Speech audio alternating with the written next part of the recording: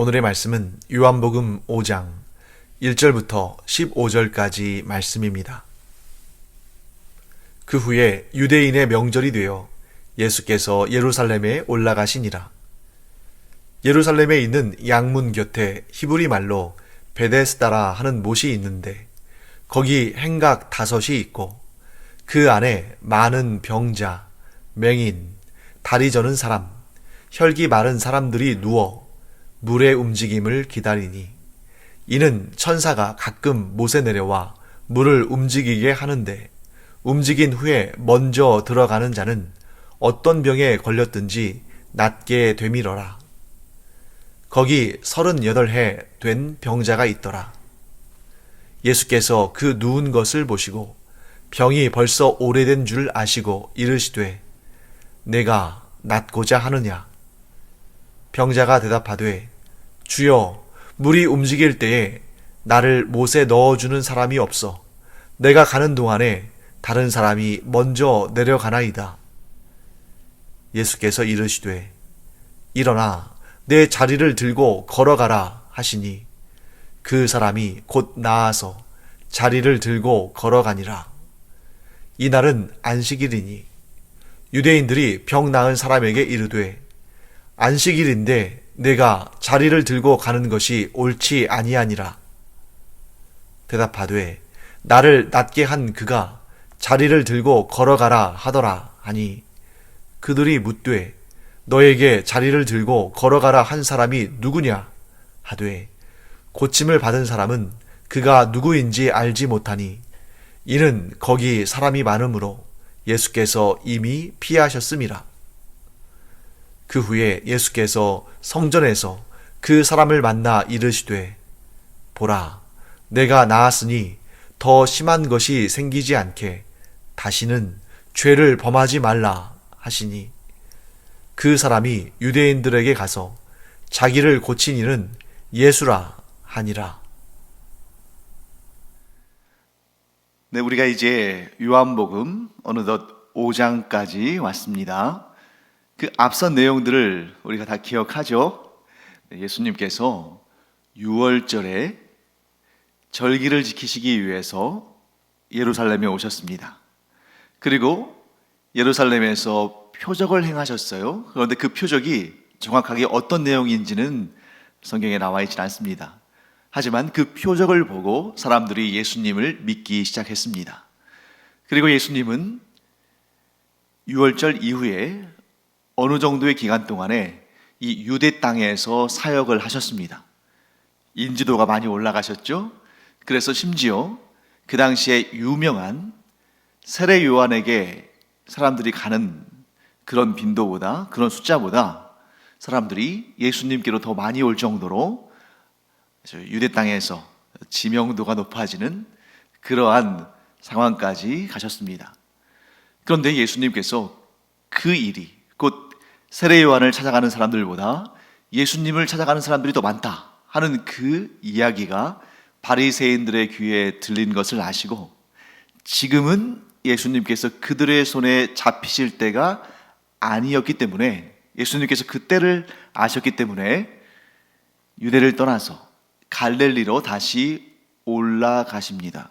그런데 갈릴리로 가시는데 그때에 예수님께서 사마리아 땅을 거쳐서 북쪽으로 갈릴리로 이제 가시는 거죠. 그리고 갈릴리에서도 예수님께서 표적을 보여주셨습니다. 그리고 많은 사람들이 예수님을 이제 따르게 되는 것이죠. 그리고 이제 오늘 본문이 등장합니다. 유대인의 명절이 되었습니다. 이 명절이 어떤 명절일까?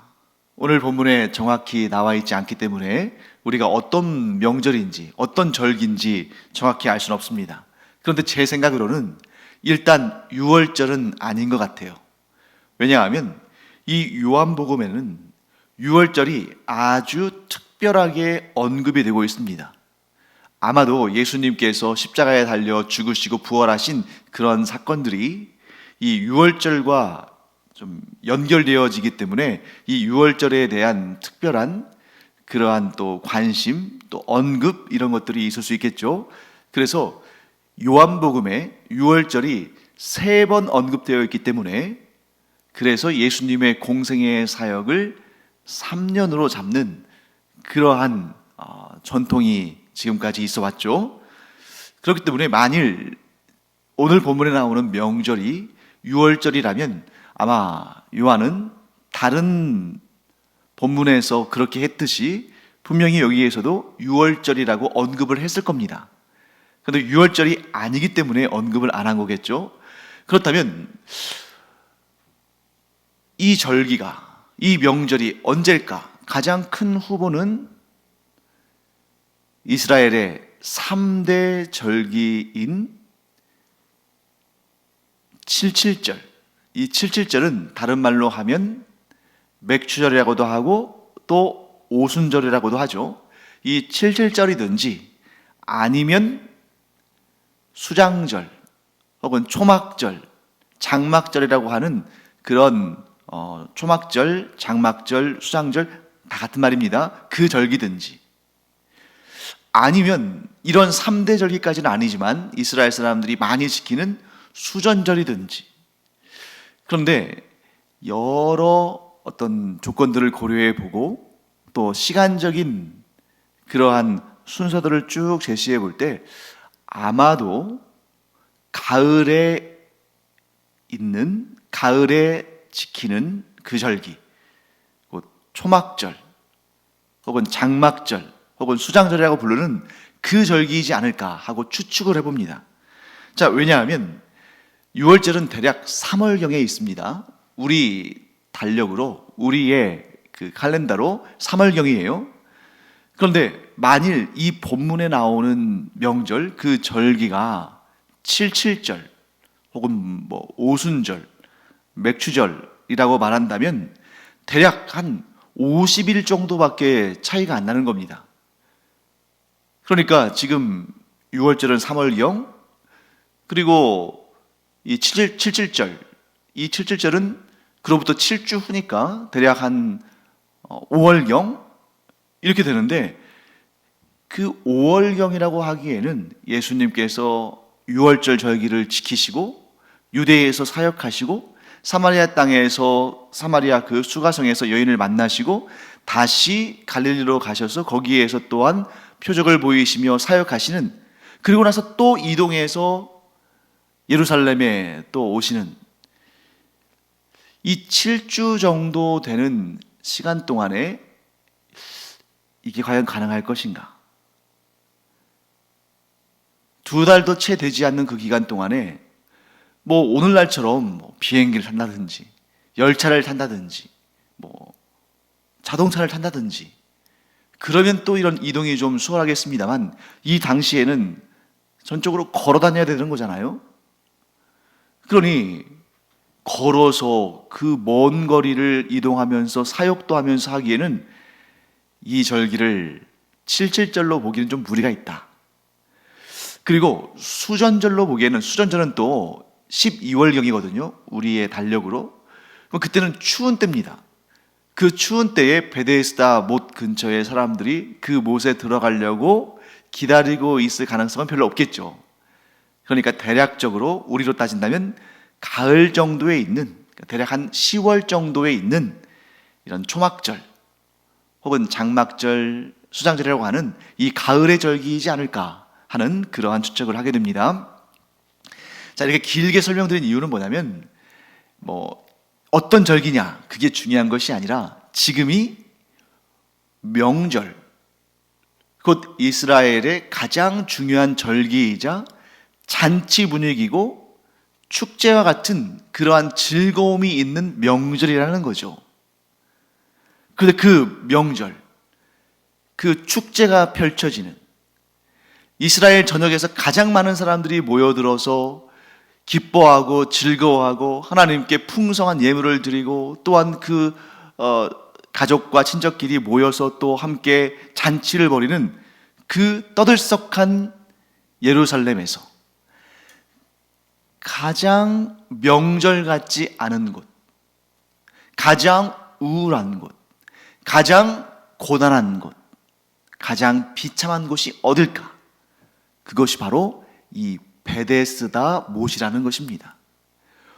같은 예루살렘 안에 있는데 예루살렘의 모든 지역이 지금 막 떠들썩하고 잔치 분위기고 축제가 있고 즐거움과 기쁨이 있는데 그 기쁨과 그 즐거움을 누리지 못하는 유일한 곳, 예루살렘의 베데스다 못이다. 왜 그렇습니까? 거기에는 절망적인 사람들, 그런데 한 가닥 소망을 붙들고 있는 그러한 비참한 상황 가운데 있는 그러한 인생의 고난 가운데 있는 사람들이 모여 있는 곳이죠. 왜 그러냐면 오늘 본문에도 그 내용이 잠깐 소개되어 있습니다만 천사가 가끔 그 물을 요동치게 할 때, 그럼 아마도 이제 물이 좀 이렇게 물결이 일어나고 하는 그런 상황이겠죠. 그런 사인이 보여주면 누구든지 가장 먼저 그 못에 들어가는 사람이 그 병의 고침을 받는다 하는 그러한 일종의 믿음이 있었다는 것이죠. 그러면 이 베데스다 못은 실제로 존재한 못일까? 아니면 지금 전설, 신화를 말하는 것일까? 실제로 존재한 못입니다. 사실 성경의 기록에는 있는데, 이 요한복음 기록에는 베데스다 못이 분명히 기록되어 있는데 실물을 찾지 못해서 이게 내용 자체가 너무 신화스럽다 보니까, 너무 전설 같다 보니까 이거 실제로 존재한 그런 못이 아니라 전설 속의 그런 이야기일 뿐이다 라고 생각한 사람들도 많았는데 1860년대에 고고학적 발굴을 통해서 이 베데스다 못이 발견됩니다. 이 베데스다 못은 지금도 예루살렘의 양문이라는 것은 양의 문이라는 뜻인데 하나님께 바쳐드려질 제물로서의 양들이 이 양문을 통해서 들어와서 성전으로 가는 겁니다. 그러니까 이 양문도 있고 성전도 있는데 성전터가 남아있는 거죠. 그런데 이 베데스다 못이 발견되지 않았는데 1860년대에 이 베데스다 못이 발견되므로 이 요한복음의 기록이 허구가 아니라 사실이다. 요한복음의 역사성을 증거하는 중요한 역사적 유적 중의 하나로 지금 발견된 것이죠. 이 베데스다라는 이름의 뜻은 자비의 집이란 뜻입니다. 왜 자비의 집이겠어요? 그 베데스다에 천사가 가끔씩 내려와서 물을 움직이게 하면 누구든지 가장 먼저 그 못에 들어가는 사람이 병고침을 받는다. 그런 자비를 누리게 된다 하는 그러한 전설인지 사실인지 알 수 없는 그런 일로 인해서 그런 이름이 붙였겠죠. 그래서 그 베데스다 못 근처에는, 주변에는 병자, 맹인, 다리 저는 사람, 혈기 마른 사람들이 누워서 언제나 한번 또 이 물이 요동을 칠까 하면서 그 움직임을 기다리고 있었습니다. 자, 그러면 여러분, 우리 한번 이런 질문을 할 수 있지 않겠습니까? 이 베데스다 못에서는 정말 그런 기적들이 일어나고 있었을까? 정말 이것이 역사적으로 실제로 있던 일일까?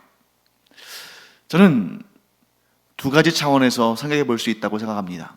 첫째, 기적이란 차원에서 볼 수 있죠. 기적. 여러분, 기적은 존재합니까? 존재하지 않습니까? 존재합니다. 기적이라는 것은 아주 쉽게 말하면 일상적인, 일반적인 자연 법칙 내에서는 일어날 수 없는 일인데 특별한 하나님의 어떠한 특별한 역사하심을 통해서 이런 자연의 어떤 섭리나 우주의 법칙을 거스르는 그런 특별한 일이 일어나는 그런 일들을 기적이라고 하죠. 그런데 기적은 분명히 존재합니다. 왜? 하나님이 존재하시니까. 하나님께서는 이 우주를 만드시고 우주의 법칙을 제정하셨습니다만 그 우주의 법칙에 매여 계시는 분이 아니죠. 그러니까 하나님께서 이 우주의 법칙과 질서와 자연의 섭리를 넘어서는 그것을 따르지 않는 그런 일을 얼마든지 하십니다. 그렇기 때문에 하나님께서 계시기 때문에 기적도 존재하는 것입니다. 기적은 분명히 있을 수 있습니다. 그런데 기적은 반드시 그 기적의 목적이 있다는 거죠. 그 기적을 통해서 주시는 하나님의 메시지가 있는 것이고, 또 예수님께서도, 하나님이신 예수님께서도 이 땅에 오셔서 기적을 행하실 때 반드시 그 기적의 목적, 주님께서 그 기적에 담으시는 메시지가 있었다는 것입니다. 그런데 이 베데스다 모세서에 이 물이 움직일 때에 가장 먼저 들어간 사람이 병고침을 받는다. 여기에는 예수님께서 보여주신 것과 같은 그런 기적과 표적의 목적, 곧 그 메시지를 발견하기는 좀 어렵습니다. 굳이 발견한다면 여전히 하나님께서 이런 병으로 고통당하는 자들을 불쌍히 여기신다. 자, 이 정도의 메시지일 텐데, 그렇게 하기에는 이 기적을 일으키는 존재에 대한 근거가 좀 빈약하죠. 천사가 물을 움직인다고 했는데, 그럼 과연 이 기적의 주인공은 천사일까? 그건 아닌 것 같다는 거죠. 그리고 또 그 천사들이 병고침을 행한 다음에 어떠한 하나님이 주시는 메시지를 전하는 것도 아니죠. 그렇기 때문에 진짜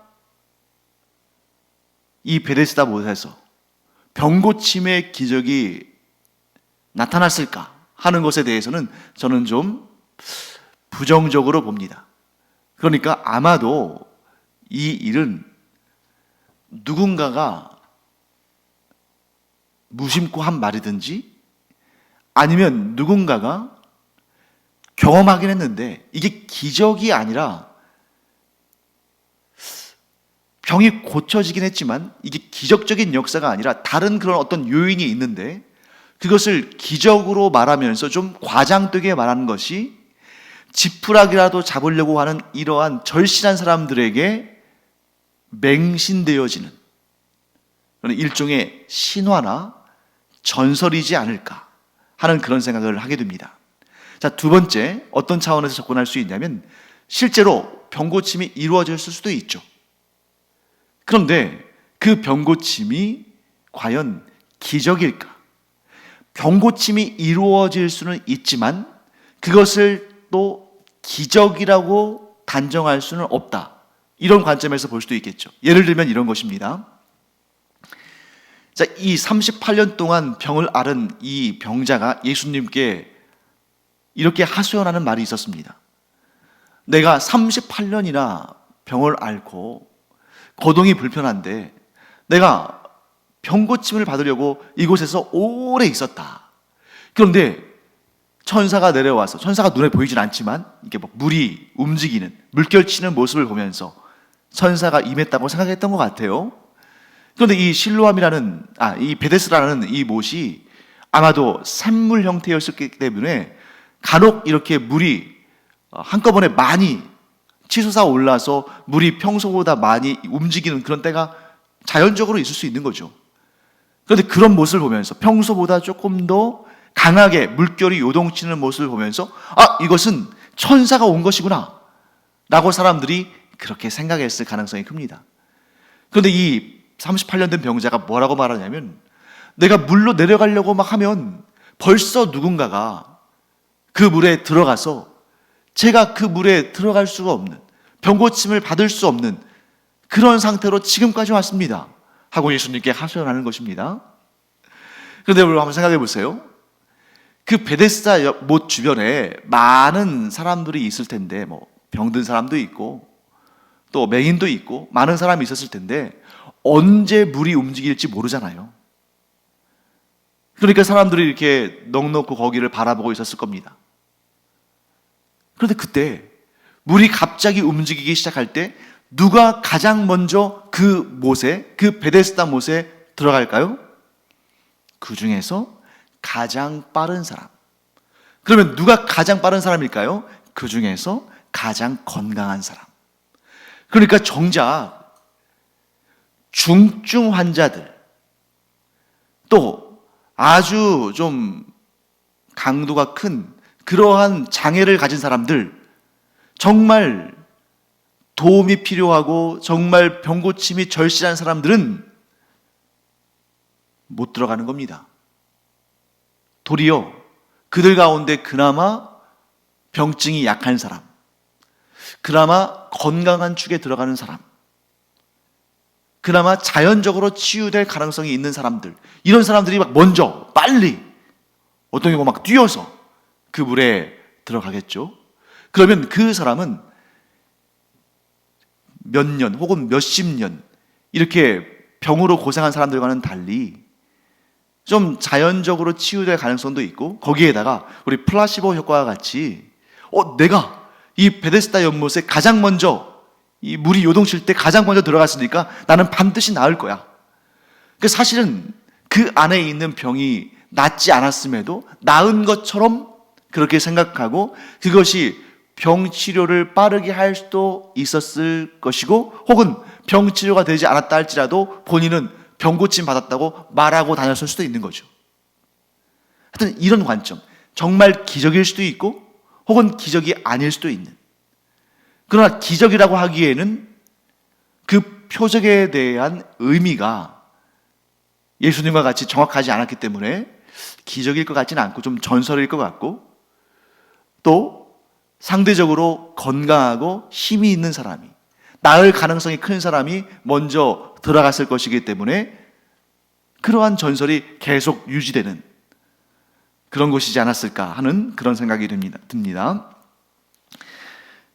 중요한 것은 예수님께서 그곳에 가셨다는 것입니다. 신랄 같은 그 소망을 움켜쥐고, 그러나 자신은 그 못에 들어가지 못하고 누군가 다른 사람이 들어가는 모습 보면서 그 못에 있는 사람들 가운데 딱 한 사람만 들어가는 거 아닙니까? 그 한 사람을 제외한 나머지 모든 사람들은 절망에 빠질 수밖에 없는 그곳, 그 베데스다 못. 그러니까 베데스다 못은 사실 단 한 사람만을 위한 소망의 장소. 그런데 그나마도 그것이 전설이라면, 사람들이 만들어낸 그런 신화나 전설이라면 거짓 소망이죠. 그런데 그 거짓 소망을 붙들 수밖에 없는 절망적인 사람들이 모여있는 곳, 그것이 바로 베데스다인데 그곳으로 예수님께서 찾아오셨다는 것입니다. 그리고 예수님의 그 찾아오심으로 말미암아 이 38년 앓은 병자가 진정한 병고침의 평안을, 은혜를 얻었다는 것입니다. 즉 어떠한 신화나 전설도 줄 수 없는 안식, 어떤 의원도 어떠한 약도 줄 수 없는 안식을 예수님께서 주셨다는 것이죠. 예수님은 이 38년 된 병자에게 이렇게 물으셨습니다. 네가 낫고자 하느냐? 병자는 이렇게 대답합니다. 주여, 물이 움직일 때에 나를 못에 넣어주는 사람이 없어 내가 가는 동안에 다른 사람이 먼저 내려가나이다. 자, 길게 예수님께 상황을 설명했습니다만 그 의미는 무엇입니까? 네, 제가 간절히 낫기를 원합니다. 제가 너무너무 낫기를 원합니다. 이 말을 들으실 때 예수님의 마음은 얼마나 안타까우셨을까? 이 병자는 지금 모든 병을 치료하시며 어떤 기적도 일으키실 수 있는 메시아이신 예수 그리스도가 앞에 있음에도 불구하고 그분이 어떤 분인지를 모르죠. 아마 이 병자는 예수님께서 네가 낫기를 원하느냐라고 물으셨을 때 나를 좀 도와주시려나 보다. 천사가 내려와서 이 물을 움직이게 할 때 내가 거동이 불편해서 빨리 갈 수가 없는데 이분이 나를 도와서 물에 좀 나를 집어넣어 주시려고 이렇게 나에게 물으시는 거 아닐까? 아마도 이 38년 된 병자가 기대했던, 예상했던 대답은 예수님께서 그러면 다음번에 물이 요동칠 때 내가 당신을 도와서 빨리 물에 들어가도록 내가 그렇게 해주겠다. 아마 이런 말씀을 하실 줄로 알았겠죠. 그런데 예수님은 이렇게 말씀하십니다. 일어나 내 자리를 들고 걸어가라. 여러분, 예수님께서 이렇게 말씀하셨을 때에 이 38년 된 병자가 어떻게 반응했을까요? 무엇으로 반응했을까요? 그는 믿음으로 반응했습니다. 자, 만일 이 38년 된 병자가 예수님의 말씀을 믿지 않았다면 자신이 나은 줄도 알지 못했을 겁니다. 만일 그가 이런 생각을 했다고 생각해 보세요. 아휴, 어떻게 그런 얘기를 합니까? 내 병은 당신의 그 말 한마디로 나을 수준이 아닙니다. 장난치지 마세요. 내가 38년 동안 왜 고생했겠습니까? 내가 일어나서 이 자리를 들고 내 발로 힘있게 걸어갈 수 있었다면 내가 여기 오지도 않았을 겁니다. 그런데 이 병자는 왜 그랬는지 모르겠는데 예수님 말씀을 믿었습니다. 그래서 그 즉시 낫고 일어나서 자기의 자리를 들고 걸어갔습니다. 그런데 이 사건이, 이 일이 여기서 끝나지가 않죠. 요한은 이렇게 기록하고 있습니다. 그날이 안식일이다. 자, 병에 38년 동안 시달리던 병이 나아서 자기의 자리를 들고 걸어가는 이 사람을 본 유대인들이 그에게 이렇게 말합니다. 오늘은 안식일인데 당신이 그 자리를 들고 걸어가는 것이 옳지 않다. 그들은 스스로 자신들이 하나님의 율법, 그 중에서도 안식일의 계명을 가장 잘 지키는 사람들이라는 자부심을 가지고 있었을 것입니다. 안식일에는 일하면 안 돼. 하나님의 명령이야. 그리고 당신 그 자리를 들고 가는 것은 일하는 것이기 때문에 그래서는 안 돼. 그런데 여러분, 성경에 나와 있는 안식일의 규정을 보면 자리를 들고 걸어가서는 안 된다는 규정이 없습니다. 그날은 일하지 않는 날이다. 이렇게 설명하는 것이고, 그것은 안식일에도 쉬지 못하게 하는 인간의 탐욕을 내려놓고 진정한 안식을 주신 하나님을 기억하고 기념하고 예배하고 또한 자신의 육신의 안식을 취함으로 그날을 복되게 하는 날이다. 진정한 안식을 하는 날이다. 이렇게 말씀하시는 거죠. 그런데 이 유대인들은 이 38년 된 질병으로부터 노임을 받은 이 사람, 곧 예수님을 만나서 예수님을 믿음으로 자신의 평생의 고통의 짐을 벗고 그 결과 자기의 자리를 들고 이제 집으로 가는, 그것이 일이 아니라 진정한 안식의 표상 아닙니까? 이 38년 된 병자가 베데스다 못에서 평생 치유받을 날을 기다리던 이 병자가 자기의 자리를 들고 집으로 간다는 것은 곧 그가 그 인생의 짐을 벗어버리고 참된 안식을 얻었다는 표시인데, 그 표시를, 그 증거를, 그 표적을 굴레 씌우는 것입니다. 그렇게 하면 안 돼. 그들은 메시아를 알아보지 못했기 때문에 메시아가 주신 그 안식의 표식을 알아보지 못한 것이죠. 사랑하는 성도 여러분, 진정한 안식은 어떻게 얻을 수 있을까? 그것은 바로 예수님 외에 그 어느 것도 내 삶을 주관하지 못하게 될 때, 예수님 외에 그 어느 것도 내 삶을 주관하지 못하게 될 때, 곧 내가 예수님 외에 그 무엇으로도 내 삶의 짐을, 내 삶의 무게를, 내 삶의 자유를 뺏는 것들을 짊어지도록 하지 못하게 할 때 진정한 안식을 우리가 취하게 되는 것이다. 사랑하는 성도 여러분, 우리는 오직 예수님께만 매이고 다른 모든 것으로부터, 다른 모든 것들로부터 자유를 얻은 사람들입니다. 우리가 예수 그리스도의 종이 되었다는 것은 오직 예수 그리스도께만 매임으로 다른 모든 것들로부터 노임을 받고 자유를 얻는 것이에요. 오늘 38년 된 이 병자가 예수님을 만나서 병고침을 받고 그가 자리를 들고 집으로 가는데 그것이야말로 진정한 안식이고 그가 자리를 들고 집으로 가는 것이 그가 진정한 안식을 얻었다는 표적입니다. 믿음이 없는 사람들은 이 표적을 보고도 깨닫지 못하는 거죠. 그리고 여전히 율법의 짐을 지고 살아가는 것입니다.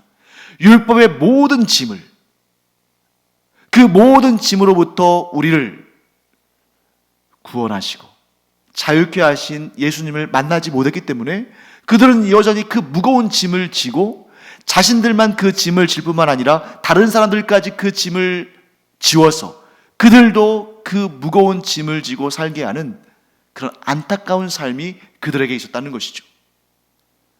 사랑하는 성도 여러분, 안식을 누리시기를 간절히 축원합니다. 우리가 진정한 안식을 누리는 방법, 오직 예수 그리스도께만 매이고 다른 모든 것들로부터는 자유를 누린다. 그런 우리의 삶, 진정한 안식을 누리는 삶이 되기를 간절히 축원합니다. 기도하겠습니다. 하나님 감사합니다. 저희가 예수 그리스도를 구주로 영접했기 까닭에 죄와 사망의 권세도 율법의 요구도 이 세상의 어떠한 공로나 자랑이나 나를 애워싼 모든 것들이 예수 그리스도로 인해서 이제는 더 이상 나를 매이게 할 수 없고 나에게 올무가 되지 않는다는 것을 저희들이 확실하게 믿기를 원합니다. 오직 예수님께만 매이고 다른 모든 것들로부터 자유를 얻는 그러한 참된 안식을 누리는 저희들이 되게 하여 주시옵소서. 감사드리며 예수님의 이름으로 축복하며 기도합니다. 아멘.